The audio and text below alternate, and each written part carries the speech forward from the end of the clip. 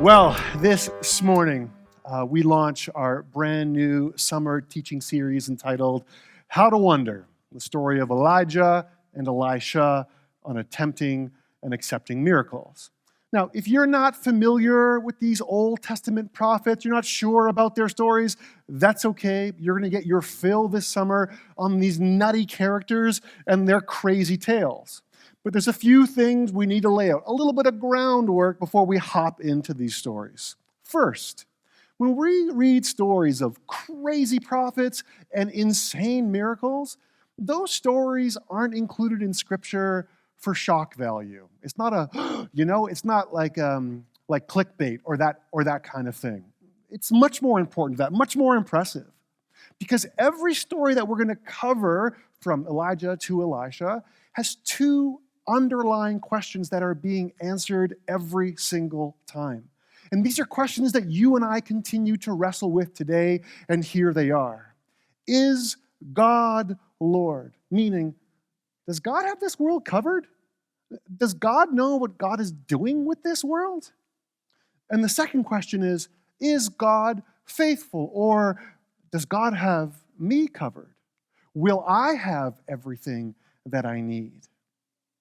And so these stories that we're about to hop into today and for the duration of the summer answer those same two questions over and over again.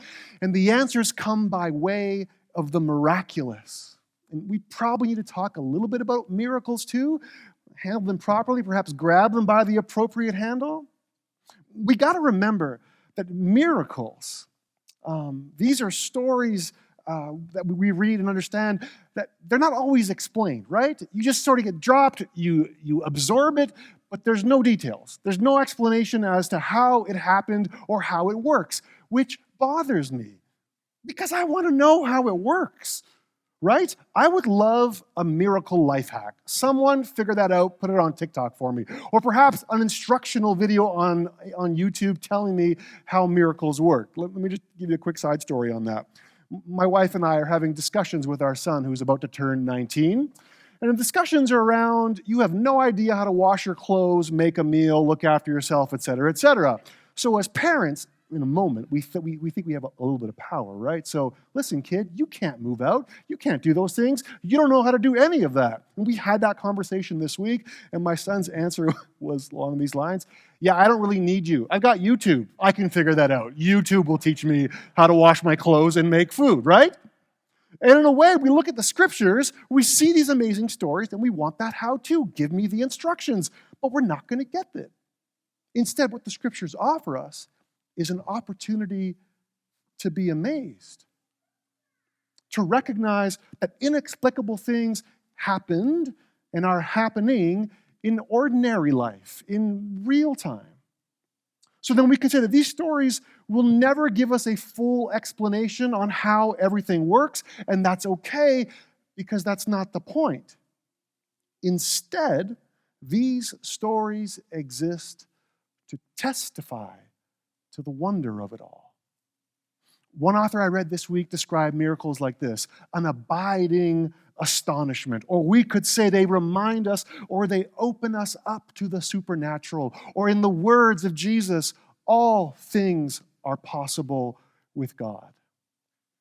So then, keep in mind as we move forward that miracles are never in and about themselves. That's not the point. Instead, the point is to point beyond themselves towards the miracle maker.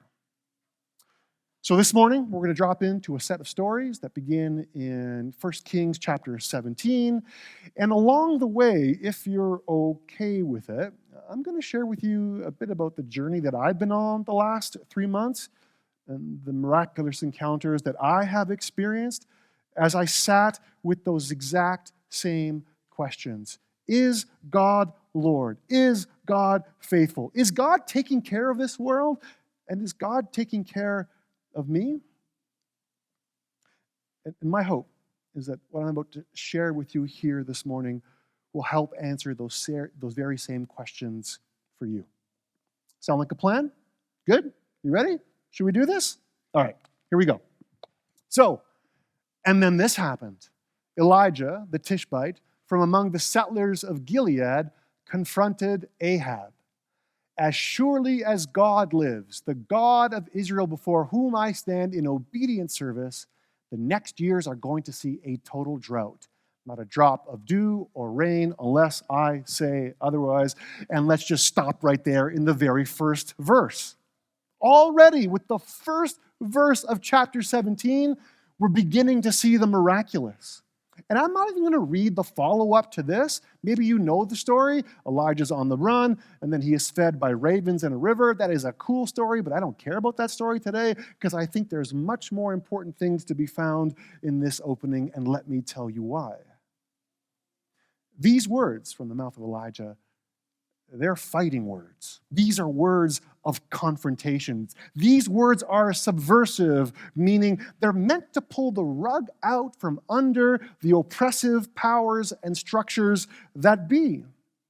So in short, when Elijah says these kinds of things, right off the bat, he is confronting the major god of the day. The major god of the day, his name was Baal. He's a fertility god, and one of the things on his job description is to make sure that it rains so that the crops grow and everyone can eat. And that's kind of a big deal when you live in a time where there's no irrigation systems and no indoor plumbing. But not only that, this confrontation is also aimed at the king of the time. His name was Ahab. He was not a good king at all. And part of his job description was to make sure that the gods did their job, coax the gods to make it rain so everyone could be looked after. You can think of the king sort of like a prime minister or a president today. They're responsible for the economy, right? Once the economy gets going, then he just makes it rain. You get it? You see what I did there? Because Baal was rain, this was rain. No, you didn't catch that? Okay, let me try it again then, old-timers. It was the job of the king to make sure that his people would live long and prosper. Does that make better sense? Yes, you got that. Cool. But now, in a true show of strength and power, God, Yahweh, he turns off the taps. So what happens then? This makes the king powerless, and this makes the king unreliable, which is a not-so-great re-election strategy campaign. And remember, with that in mind, with all this going on, remember those two foundational questions I mentioned just a moment ago. First, is God Lord? Does God run the world? So if that's the question, this first verse begins to answer it right away and say, well, quite obviously, who else is able to turn off the clouds? But what about the second question? Is God faithful? Will God look after me? And if you ask me, sometimes that seems like more of a feat, more of a miracle than turning off the clouds. Because when it comes to our own security, when it comes to our own safety, our own survival, what we tend to do as human beings is sort of bunker down and make sure that everything is looked after and safe for us. This is a good idea to put a chair up here. This is fantastic. Why did I not think of this earlier? Can I welcome you into my space for a little bit? Like just literally, this is the chair and the side table and everything else from my living room. Why are you looking at me so weird? You don't bring your furniture from home to work ever? Well, I do. I want to bring you into my world a little bit to see where I've literally been sitting the last 3 months. And P.S., is this sort of a rite of passage for old men? You just have a chair in the room and it's your chair and nobody else should sit there? It is, right? Kind of. I get it. So this is my space. And when it comes to my space, I love to have all the things that I love that make me feel good and secure and happy near to me. So I love this chair. I love this little table. And then I got a whole stack of books because books are my friends. I've got some, books on like design and art at the bottom. I got some really neat books on like cooking and like entertaining. This one's probably one of my favorites. I always buy used when I can because I love the inscription. It says, Happy Hanukkah and happy entertaining. Love, Rosalind and Sal, December 1966. Rosalind and Sal, thank you for this. It's been a real winner. And I move up and I've got some fiction. I'm trying to read fiction. I don't understand fiction. It doesn't make sense to me, but I'm trying.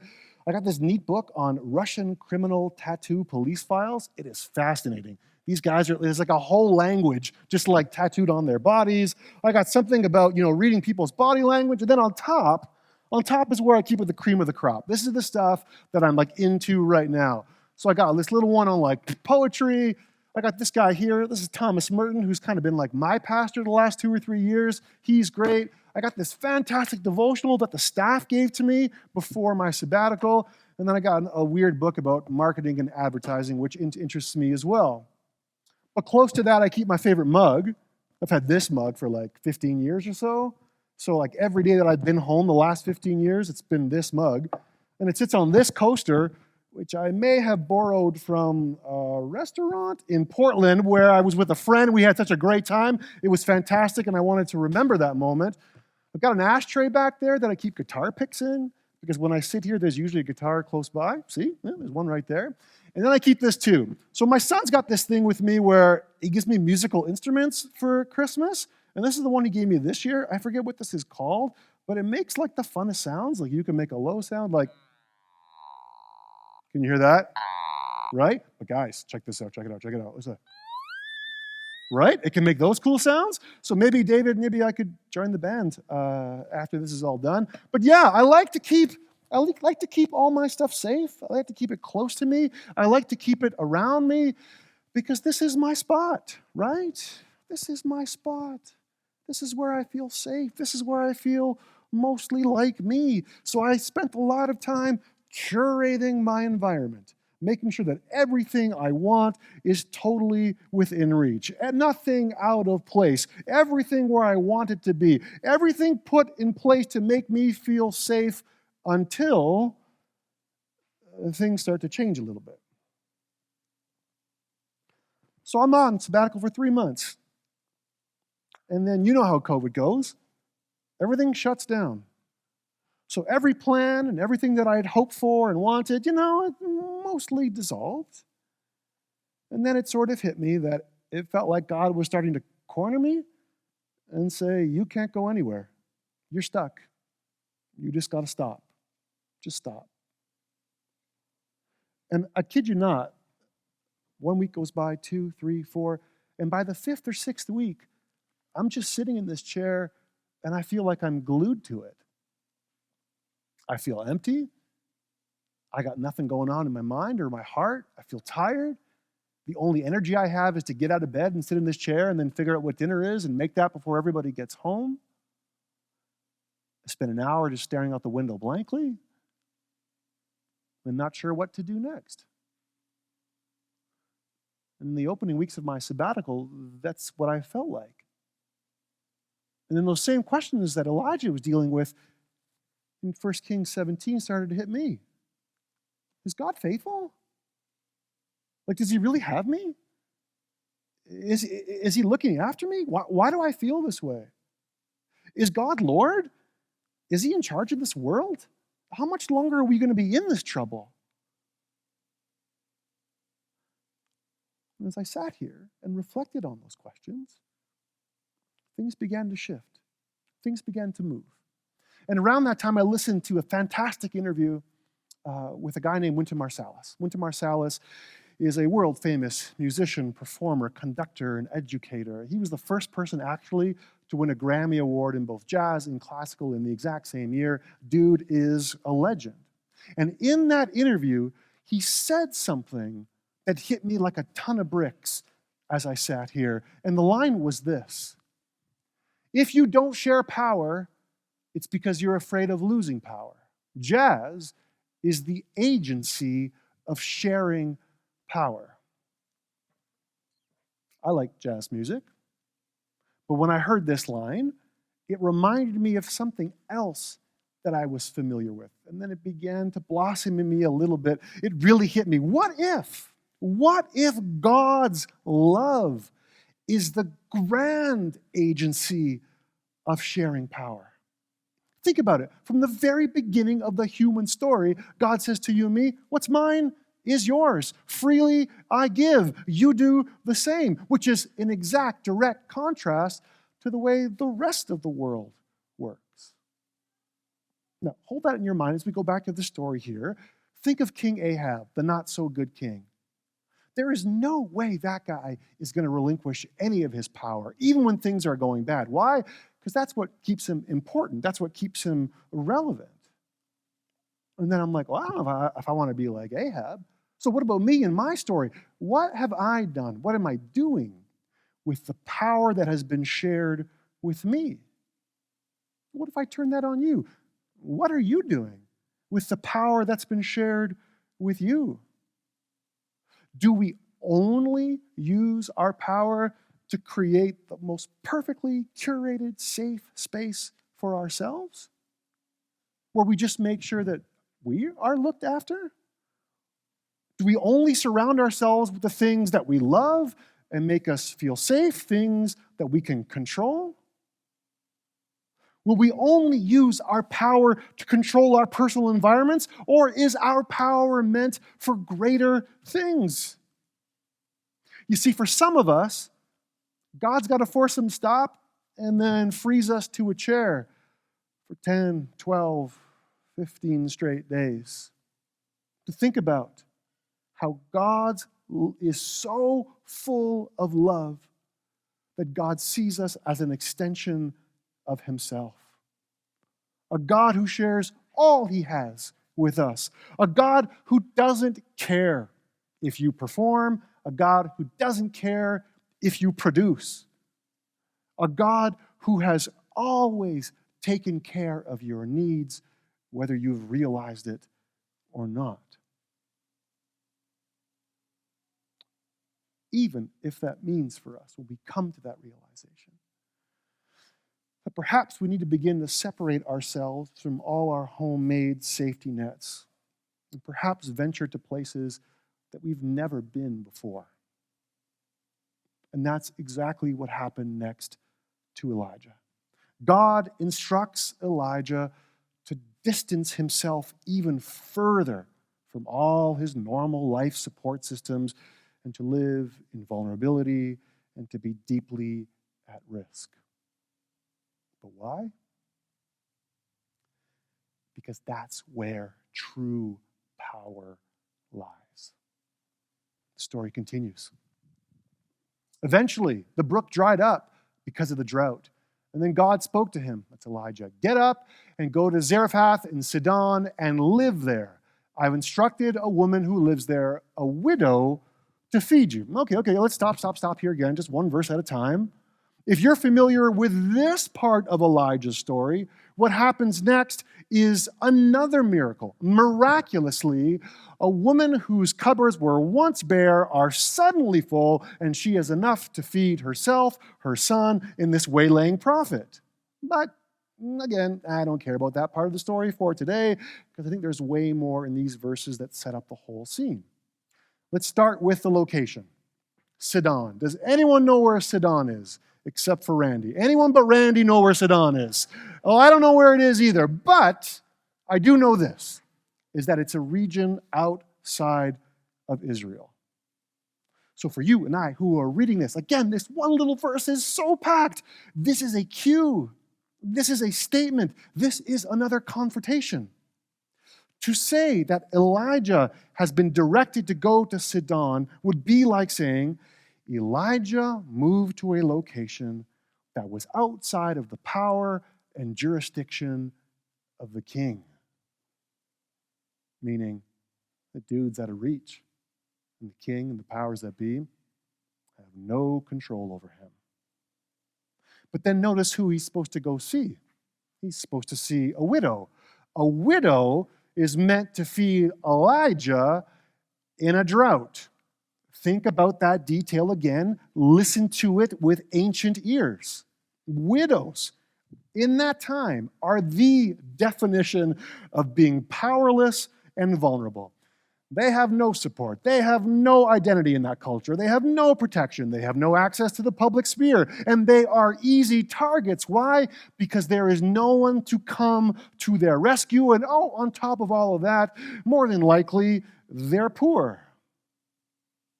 So sit with that verse. Sit with that detail for just a moment. Let's not rush by it. Think about it. God sends Elijah to get help from someone who, in that world, is helpless. She has zero power to speak of. But. Think about where this story actually lands in the fuller context of the book of Kings. Now, you got to think about the book of Kings sort of like a history book, right? It's all about important people doing important and powerful things. It's all about important men doing important and powerful things, right? And that's what the whole book is about. It's the history of the kings of Israel. But in the middle of this history lesson, we get this abrupt interruption. Now, pretend you're back in grade 8 Canadian history class, and your teacher gives you an assignment to memorize the order of all the Canadian prime ministers and their stories. But then think about it for a second. You're in that class, and you're going through all these stories, and there's all these names that you recognize, and then all of a sudden, you get this story? An unexpected story of a nameless widow, a woman, a nobody who is uncredentialed, disadvantaged, hopeless, and again, powerless? Why drop this story in the middle of this history textbook? Are they pulling on our heartstrings? Is it a bit of a sob story? No. Or are we actually getting an indication of where true power lies? Because remember, powerful men doing powerful and important things the whole time. And all of a sudden we get this story and you feel like it's a dip, but what we're actually getting is a bit of a bump. Because we are talking about a person, people, who are outside of the reach and control of the kings, outside of normal structures. We are talking about people, we are talking about power where power is not expected to be. I know that's a weird concept to hold on to, but allow me to literally illustrate it for you with what is turning into one of my favorite Twitter feeds of all time. It is titled, Places Cat Shouldn't Be. So track with me on this one. Cat? No. You do not belong in the computer tower. Cat? No. You can't be on the ceiling. Okay, let's stop this one here for a second. This one is disturbing to me. Can someone please tell me why grandmas in the 70s and maybe 80s thought it was a good idea to crochet a chicken and eggs and then put it onto the dining room table? And then perhaps have like a matching crocheted cover for your Kleenex box on top of your toilet tank. Does anyone know why people were doing this? I don't, and Kat wants no part of it either. A couple more here. This one is sort of lying in wait. Very good. Let's call this one To Go. And I'm going to give you one more. It's a short story in 4 acts. See if you can follow along. Yeah. I love the last one. I think that one's turned into a meme, right? Like, no, don't. You get the idea, right? There are places cat shouldn't be. But you know what? I think that's only human opinion. Because a cat doesn't care about what you think about where he or she should be. So then,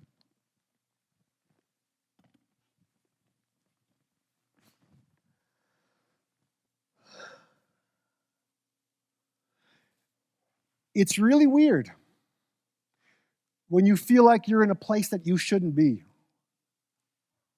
It's a strange feeling when you've worked so hard to curate everything, when you try to keep everything you love and people you know really close to you.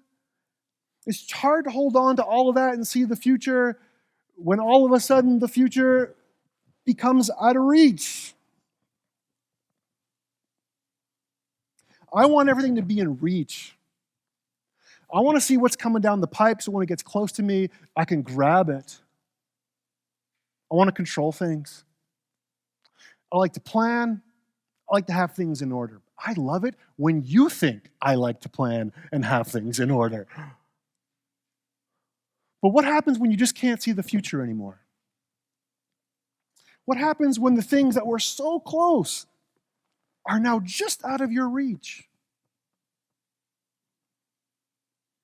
In a way, that's partly what happened to me sitting in this chair for the last 3 months. Pastor's a bit of a weird job. It's a great job. I love it. But it's weird. So I'm going to choose my words carefully here. They're not going to fit, but you'll get it. So I've built a career, and again, that's a dumb word to use when talking about the vocation of pastoring, but I built a career on knowing what to do next, being able to see that, getting it ready, organizing some people, and let's be on task together. But now, if I was going to be completely honest with you, I have no idea what's coming next. I can't see it anymore. It's foggy to me. And I hate that feeling. Because for me personally, I like to know what's coming. You know why? So I can control it. So I can handle it. But beyond that, I love problems. I love problems. I love challenges. When things are broken and on fire, that's my favorite place to be. Partly because I want to come in and I want to help and make things right. But partly, if I'm being honest with you, there's a bit of a hero complex in there. Oh, look at me. I'm going to do this. Everyone's going to love me if I do a great job. And there I am, sitting with those feelings in this chair. Things that came super easy, that were once within reach, and now I can't even get my foot on it anymore. Now think about that in terms of leading a church like Lakeview. And again, I'm going to be using terms here that don't fully grab it all, but you'll get it. Part of this job is to pastor, part of it's to lead, part of it's to manage staff, part of it is to work with good people to make sure that all the pieces are in place. And I get that. But I've also recognized, and I've seen it happen in churches before, where sometimes there are leaders who stay beyond their expiry date. And that might not be an intentional bad move, but it happens. And I recognize that in me.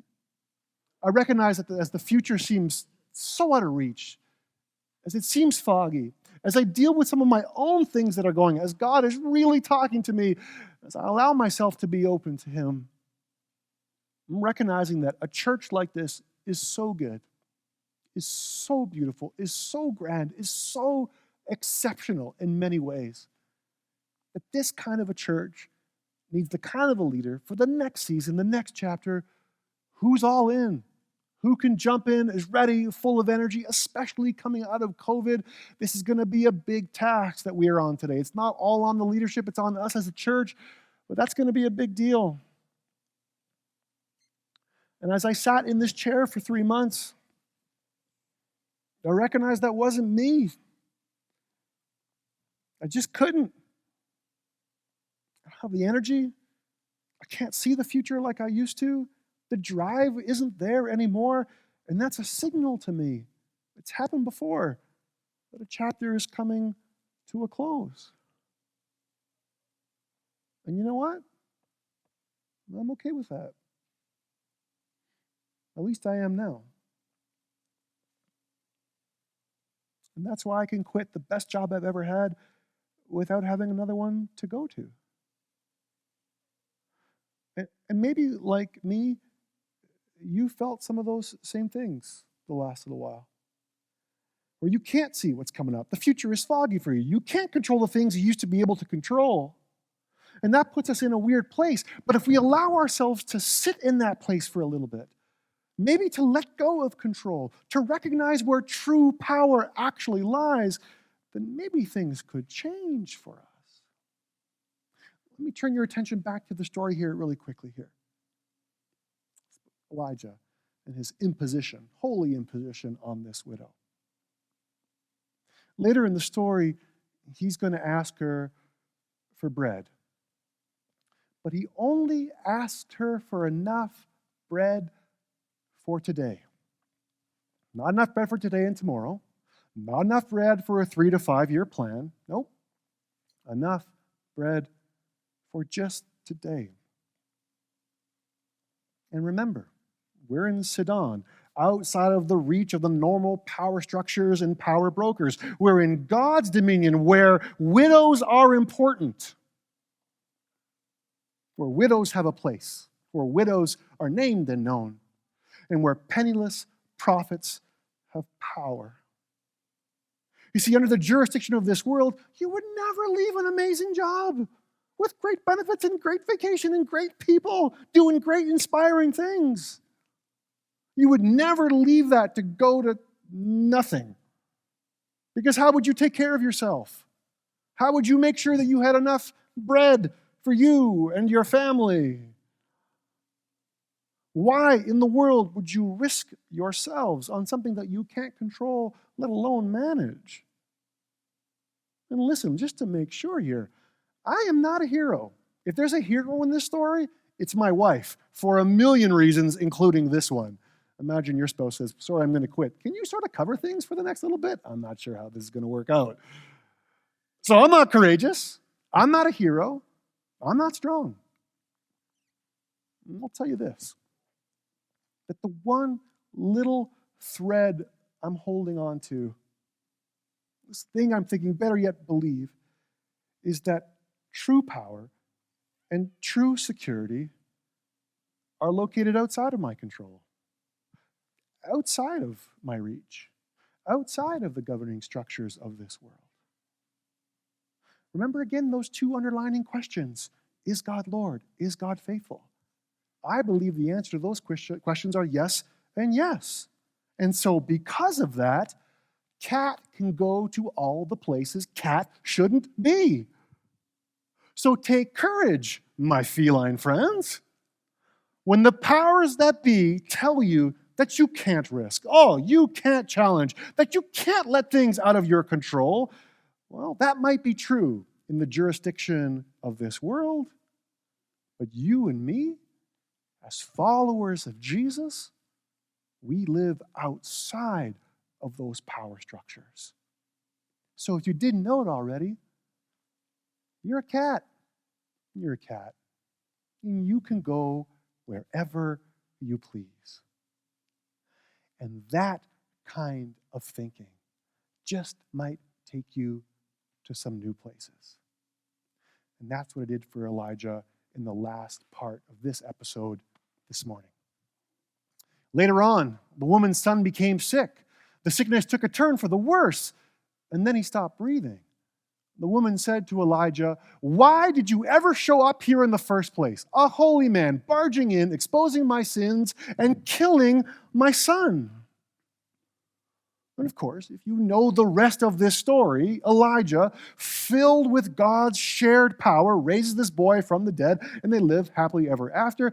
But again, I don't care about that part of the story here this morning, because I think there's much more worth examining in this mother's response to the fact that her son has stopped breathing. And maybe you've been like that mom before, right? You encounter trouble. You encounter things that are outside of your control and your power, and you start laying out the whys. Why did you come here, prophet? Why did you expose me? Why did you kill my son? And those seem like fair questions. We can empathize with this woman. But why is it for you and I, kind of like her, why is it that when we hit tragedy or trouble, or we're put in places of discomfort, our first response is often to bite back at God? Why? Why? Why? Is it because we doubt that God is Lord or that God is faithful? Or could it be because we're in a new place? We're in a new place that we don't quite recognize, which means we might not quite recognize what God is up to, what God is like in these situations. And perhaps we don't even recognize the power of God that is available to us in this new and unfamiliar place. I can't tell you how many times I've muttered whys from this chair. Why? Why, God? Why? But now, 3-4 months out, I'm starting to wonder if it's because I'm just learning new names for God in the new places that I find myself in. And I want to bring you into that just as we sort of round the corner on this sermon. When I headed out for sabbatical, the staff gave me this fantastic gift basket. Cheeses, olives, cold cuts, straight to my Mediterranean heart in two ways. And I loved it. And in that too was also a stack of books. And on that stack, like I told you, was this devotional guide that I wouldn't have bought for myself, but it was in the kit and I gave it a try. And I've been praying along with these prayers the last 3 or 4 months. And I feel that God has really spoken to me through them. And there's one particular prayer that I want to share with you. It's kind of poetic. And it's based on the story of Hagar. You remember her from the Old Testament? Sort of like Elijah, on the run, not sure what to do. And she encounters God in a new and powerful way, at least new to her. So let me read this to you, or perhaps pray it over you. It's called Prayer for a New Name. God of Hagar, when Hagar was exiled in the desert, she met you, and she gave you a name, the living one who sees me. We have walked far and have seen many things. And now, because of what we have seen, because of where we are going, because of where we are, we give this new name now. We do not destroy past names because they have brought us here. We celebrate the new name that will bring us on, because you are known by many names, names which bring us on. And to me, when I first read that prayer, and have read it multiple times afterwards, it hit a space. Or perhaps it awoke an old set of feelings that I had. And I want to share them with you this morning. I want to know new names for God when I'm in a new place and in a new situation. When I'm outside the normal boundaries and power structures. And when new trouble comes my way, I don't want my first response to be a snapping, why? Instead, I want my arms to be open in the same shape, but this time an openness to wonder. A posture that says, God, give me a new name that I can use so that I can know you and so that I can trust you in new ways, at least new to me. God, I want to be amazed. God, I want to see the parts of you that I haven't seen yet. God, I want to experience you in ways that I have not yet experienced you. God, I'm ready. I think. God, teach me a new name. And here's the thing, friends. When we orient ourselves in this way, the word we usually use to describe this posture is one of worship. A pastor friend of mine is fond of saying that worship is an orientation, and I think he's exactly right. So check this out. My house is actually positioned exactly like this auditorium. So I am facing the same direction this chair faces all the time. And you know what? I like this direction. Hi, Theo. How's it going, buddy? Yeah, I can see you. You can see me. You're good? Awesome. This is my direction. In this direction, I know what things look like. I feel safe in this direction. I like this direction. But if I turn things a few degrees this way, I'm like, whoa, where are we now? How did we get here? I've never seen this before. What's happening? Hey, God, are you here? Are you here in this new direction too? Oh, hey, what's going on over here? Well, I've never seen this before. God, you're here too? God, what are you doing over here? God, what? Oh my gosh, guys, look at this view right here. I've never seen this view. Fantastic. God, what are you doing over here? God, what are you up to? This way, or this way. God, what should we call that over there? How do we know you from over here? But let me be clear on something. This isn't to say that God is a moving target that you have to track down. No, that's not true.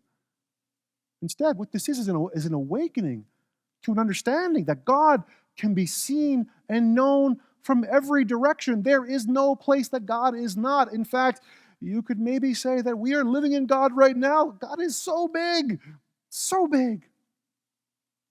that no matter where you look, God is. God is in the old directions, but God is also in the new ones. So my prayer of late from this chair has been, God, orient me. Point me in new directions. and give me enough bread for just today. I want bread for tomorrow and for next week. I want to know where the bread is coming from 10 years from now. But I think what God really wants to teach me, and perhaps you, is just to trust Him for bread for today.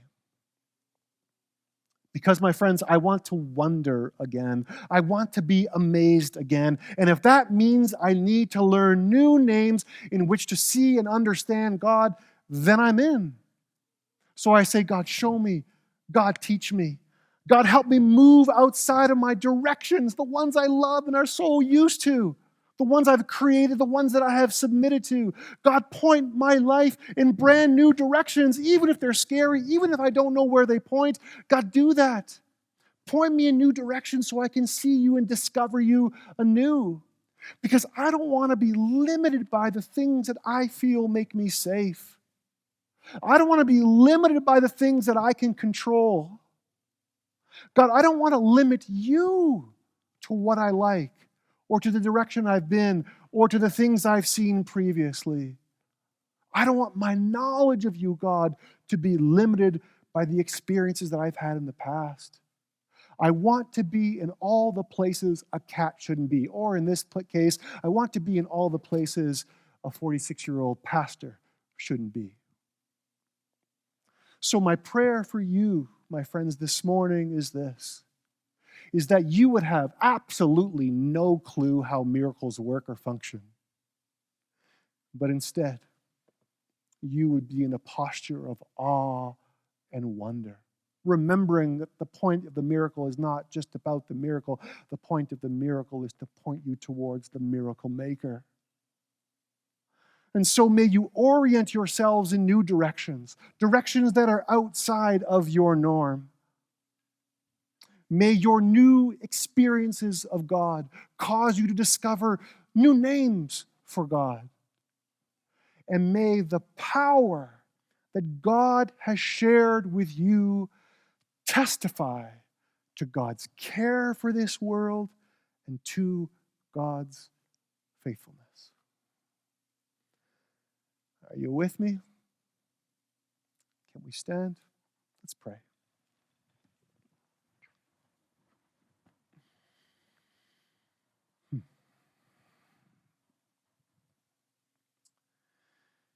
Lord Jesus, thanks for being everywhere. Thank you that no matter what direction we turn, you've already been there. Thank you when tragedy strikes, yeah, you're there. When good times, yep, you're there. So God, I pray for my friends this morning that we would have the courage to share in your power, not to hoard it, not to use it to simply keep ourselves looked after, but we would share it because, it is that power of your love, God, that changes everything. So help us to share it, God. God, for those of us who feel stuck, we can't move. There are certain places cat can be, and we've played by those rules. God, will you remind us that we're living in Sudan? We're out of reach of the normal power structures. We live by a different code. So I pray for my friends this morning that you would fill them with faith, that you would fill them with courage, that you would fill them with trust so that they can risk on your behalf. And God, remind us that you will always give us enough bread for today. So for those out there who are like me, who want to control it and perhaps build a bread factory, God, remind us that's not our job. That's yours. And God, finally, I pray that you would introduce us to new names that describe you, help us to understand who you are and what you're up to. And God, when we're in those places, help us not to say, why, but instead orient ourselves in worship in an openness that says, God, whatever you want, okay, let's do it. So God, give us what we need as we head into this new week. Be with our friends who can't be here today. We trust you for all these things because we know that you are Lord. This is your world. And we know that you are faithful, which means we belong to you. In your good and holy name we pray. Amen. Love God, love others, tell his story. If you like, go out, grab a bite to eat somewhere, then come back and celebrate Nancy just after the second service. If not, have a fantastic week and maybe take some of your visiting out to the apron. That'd be fantastic. Bye, everybody.